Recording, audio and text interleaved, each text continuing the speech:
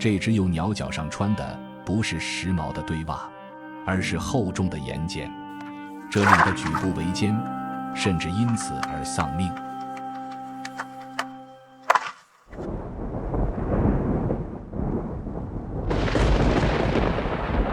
一场暴风雨席卷过后，岩池变成了盐湖。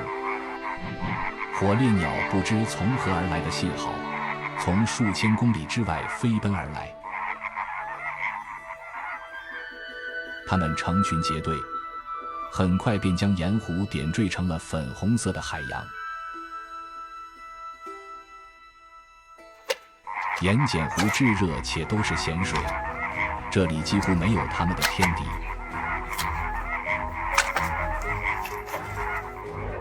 火烈鸟可以放心地筑台孵蛋，繁衍生息。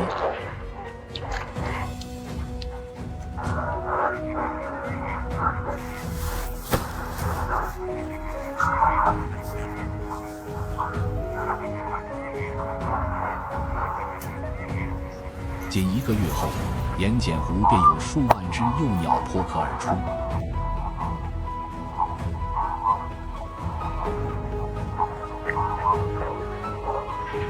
火烈鸟父母分泌红色汁液，通过鸟喙哺育幼鸟。这并非鲜血，而是一种类似乳汁的营养物质，火烈鸟父母都可以分泌。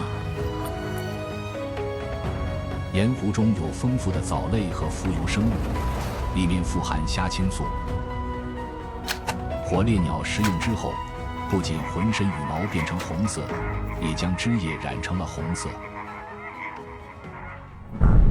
在炙热阳光的照射下，盐湖很快便蒸发殆尽。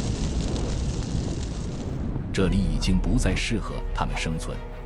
此时刚孵化的幼鸟就得面临生死大考验。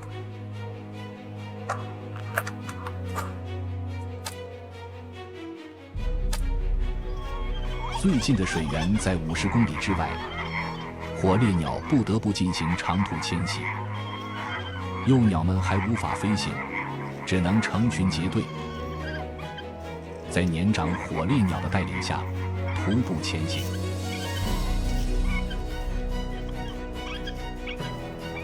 这是一场注定充满凶险的旅途。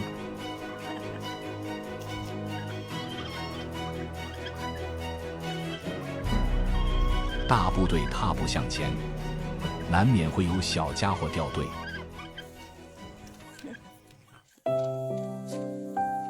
这只幼鸟的双脚被厚厚的盐碱包裹，它踉踉跄跄，试图跟上队伍，可惜脚上的负重令它苦不堪言，渐渐地离队伍越来越远。等待它的只有死亡。大自然就是如此的残酷，适者生存。在长途跋涉数日之后，大部队顺利抵达了新的水源地。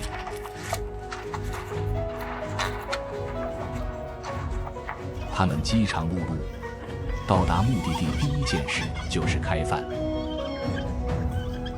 这处新的水源地不知道能撑多久。幼鸟们能做的就是抓紧时间成长，好从容应对下一场的长途迁徙。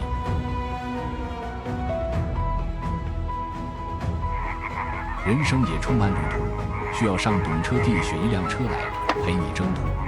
这里有最真实的汽车销量排行，让你选车不迷茫。